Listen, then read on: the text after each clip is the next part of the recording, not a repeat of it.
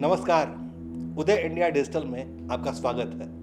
मैं हूं अंशुमान आनंद। उदय इंडिया की टीम पहुंच चुकी है मणिपाल विश्वविद्यालय, जो कि भारतीय दर्शन और संस्कृति को अपने पाठ्यक्रम में शामिल करके भारत की आध्यात्मिक परंपरा की अद्भुत सेवा कर रहा है। आज हम बात करेंगे मणिपाल विश्वविद्यालय के दर्शन शास्त्र के विभाग के विभागाध्यक्ष श्री प्रसन्न आचार्य से, जो कि हमें बताएंगे कि स्वामी मध्वाचार्य की द्वैत दर्शन धारा समेत भारत की सभी दार्शनिक परंपराओं के बारे में वो हमें विस्तार से समझाएंगे। आचार्य जी, हमें मध्वाचार्य के बारे में बताइए। In India, there are three acharyas in Indian philosophical schools of thought. The first one is Shankaracharya. He was in the 9th century. And the second one is Ramanujacharya. He was in the 11th century. And the third one is Madhvacharya or Ananda Tirtha. He was in the 14th century.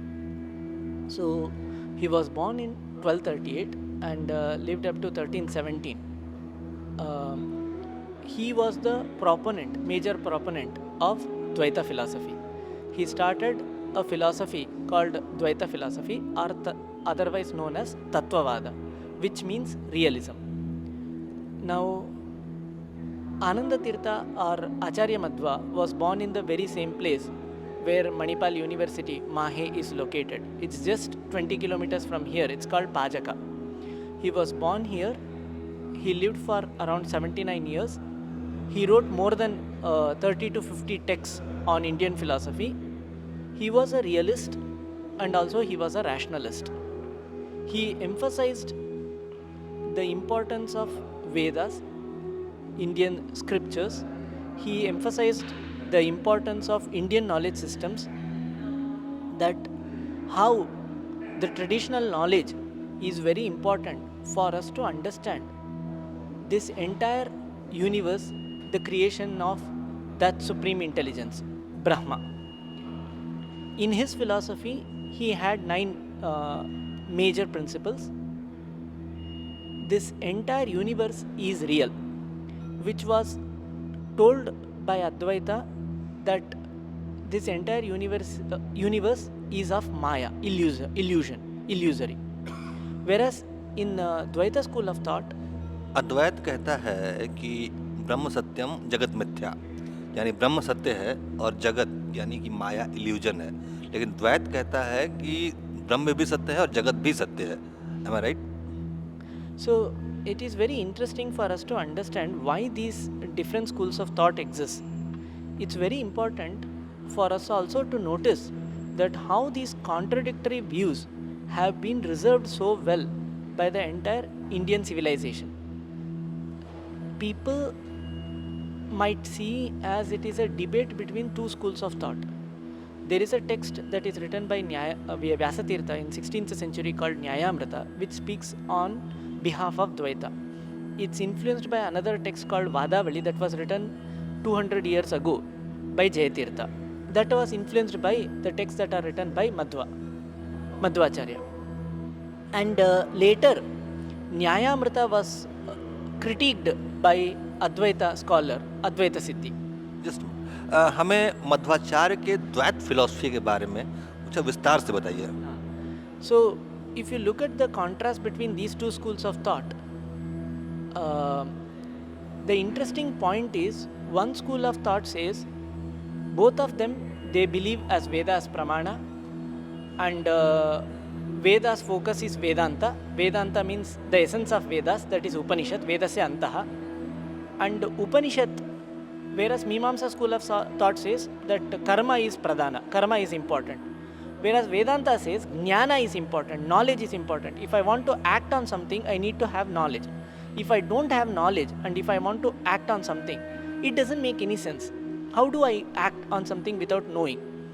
So Mimamsa's focus is on deontology, but Vedanta's focus is on knowledge, rationalism. How humans are to be very careful and have to be on the pursuit of knowledge, on the pursuit of wisdom. Now, what Dvaita philosophy says is that we see the world around us. It's so beautiful, it's so diverse, and this diverse world is not illusory. It is absolutely true. Our suffering is true. Our aspirations are true. People who have higher aspirations, though they may go through struggles, but at the end of the day, many of them, they who on the pursuit of wisdom, they know how to get out of this struggle. They accomplish and they achieve. द्वैत philosophy ब्रह्म और माया के संबंधों को, इनके relations को किस आधार पे देखती है? So in this whole action, in this whole world, Brahma is the supreme being who is the creator, who is the regulator, who is the protector, and who also, once the work is done, he is the one who brings all of them together back to its original state. He is the one who provides knowledge, and also he is the one who controls ignorance, and he is the one who provides bliss, and he is the one who also destroys miseries. So these are the 8 duties that the Vedanta attributes to Supreme Brahma, Supreme Being Brahma, or Vishnu in Dvaita philosophy, similar to Vishishtadvaita. Whereas in Advaita, this whole Brahma is superimposed by ignorance, and because of that, Jiva. मेरा सवाल ये था कि द्वैत philosophy में ब्रह्म और माया, मतलब इसको एक्सेप्ट कैसे करें? एक मतलब जीव के लिए क्या एक्सेप्टेंस किसके लिए है, ब्रह्म के लिए या माया के लिए? क्योंकि रियलिटी दोनों है. So Maya is nothing but Brahma's volition, Ishvara Icha. So unless that there is a struggle, this is what Kunti also says, which I was pointing out earlier. Unless there is struggle, we don't want. If there is no struggle, we all will become complacent. If there is struggle, we know how to overcome that struggle. We act on attaining knowledge that helps us to come out of this misery. This is the focus of Dvaita. So the entire Veda and all Itihasa Purana, all Indian classical literature, Indian knowledge systems provide us the means, the knowledge for us to get out of this suffering. And Vishnu's Icha is that each and every individual in this world who are sattvika in nature, who are evocative in nature, all of them, that Brahma's Icha, that is Maya, they are able to come out of this with the help of Jnana, Vedanta Jnana. That is the path of wisdom. With everyone pursuing the path of wisdom, they are able to come out of it and attain mukti. So this is the focus of Dvaita philosophy. And मुक्ति आखिरी ख्वाहिश, आखिरी इच्छा हो सकती है, लेकिन जीवन और मृत्यु के बीच का जो काल है, उसको, उसके बारे में द्वैत फिलॉसफी क्या कहती है कि उसको कैसे बिताया जाए, उसको कैसे रेगुलेट किया जाए? So Madhvacharya in his Mahabharata Tatparanya, he quotes on Bhima Gita from Mahabharata. So where the Panchapandavas have a discussion on what is the ultimate meaning of life. That is, whether it is dharma, ethics is very important, or artha, economics is very important, or kama, psychology is very important, or moksha, spiritualism is very important. So Dharma says ethics is very important, Arjuna says economics is very important, Nakula Sahadeva says spiritualism is very important. But Bhima says psychology is very important. Everyone's is mental and physical well-being, psychological well-being is very, very important. Unless we have desire to follow the path of ethics, or to follow the path of economics, or to follow the path of spiritualism, unless we want to do dharma, unless we want to gain artha, unless we want to accumulate artha, unless we want to follow the path of moksha. Good, मतलब इसका मतलब ये है कि द्वैत philosophy ये कहती है कि धर्म, अर्थ और काम के रास्ते बढ़ते हुए मोक्ष को प्राप्त किया जाए. हाँ.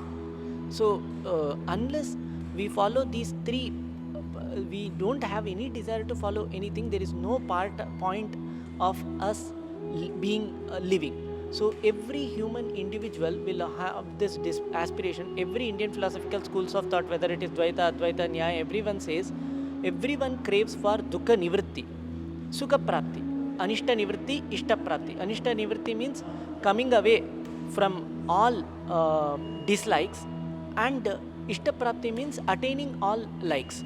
So that is what moksha is. Moksha means mukti means anishta nivritti ishtaprapti. So everyone aspires for this, and unless I have a desire for this, this is the real meaning of life according to Dvaita. Doctor Acharya आपने बहुत अच्छी तरह समझाया। अब हमें ये बताइए कि मणिपाल यूनिवर्सिटी इस अद्वैत मतलब फिलॉसफी को मॉडर्न लाइफ के हिसाब से पढ़ा रही है, इसके बारे में हमें कुछ बताएं।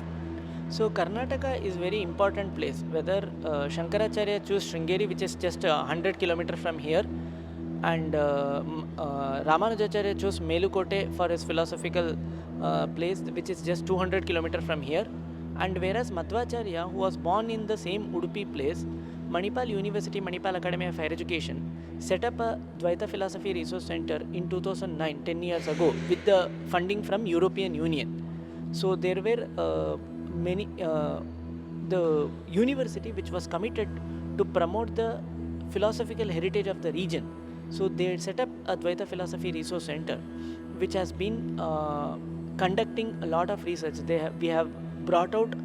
I have been working at the Dvaita Philosophy Resource Center as the head of the Department of Philosophy, which is Dvaita Philosophy Resource Center, which is a part of it. So we have brought out 6 scholarly translations of Indian philosophical works from Sanskrit to English, and we also have conducted a lot of summer schools hosting a lot of international participants. And we also are organizing, offer masters in philosophy and Sanskrit, and we also have been conducting for past 6 years Mahe Mahabharata research. So the very first digital concordance that is prepared on Mahabharata is by the Dvaita Philosophy Research Center of Manipal. आपके course का response क्या है, मतलब उसको मतलब कितने students हैं आपके पास अभी? So we have around 10 students. Out of them 2 are international students. One is Latvian and another one is American. So it's a very new program. Initially we were only focused on research as a research department. Now we also started from past a year. We have been offering teaching also. We used to teach engineering students ethics and epics. So we used to teach them ethics from Ramayana and Mahabharata, Indian ethics and Indian values, and contrast them with how that is applicable to today's everyday life situations in business decision makings and in engineering and so on. So and also we conducted Sanskrit courses, and also we conducted Gita courses, which received a lot बहुत of खूब, responses. बहुत खूब। आप यानी कि आप अपने छात्रों को ये सिखाते हैं कि एंशिएंट विजडम जो है वो कैसे हमारे प्रोफेशनल लाइफ के लिए इम्पोर्टेंट है। So Manipal University has always been ahead of its time. Now the National Education Policy in 2020 is focusing on Indian knowledge systems, IKS. But 10 years ago, that is from 2009 onwards, we have been working on disseminating, preserving, conserving and disseminating Indian knowledge systems from past 10 years through research, publications, academic programs and other courses. बहुत खूब। तो अच्छा, इसमें career का कैसा option है आपके छात्रों के लिए? So the students who graduate from the department, they get into teaching and research. So mostly the students who get into humanities programs, liberal arts programs or philosophy programs, mostly they are interested in conducting research. So they get into PhD programs in India or outside, and also they are interested to get into academics, do publications, do teaching and so on. But also along with this, we also teach them ethics, we teach them critical thinking, we teach them professional competences, we teach them academic writing, so that there is also a possibility for them to work with cognitive sciences, to work with, we also conduct a course on Sanskrit computational linguistics, so they can also get into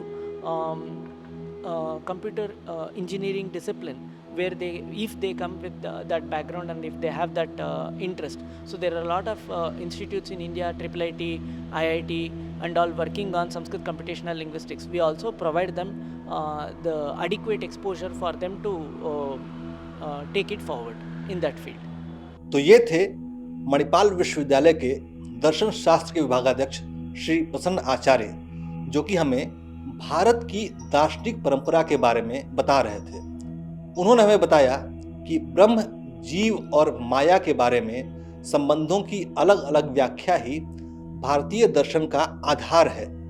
हमें उम्मीद है कि आपने इस चर्चा में भारत की दार्शनिक परंपरा की गहराई का अनुभव कर लिया होगा। यदि आपको दर्शन के बारे में कोई विशेष जानकारी हासिल करनी हो तो सीधा चले आइए मणिपाल विश्वविद्यालय, जहां आपको भारतीय दर्शन के बारे में सभी बारीक जानकारियां प्राप्त होगी। और फिलहाल हमें दीजिए इजाजत। धन्यवाद।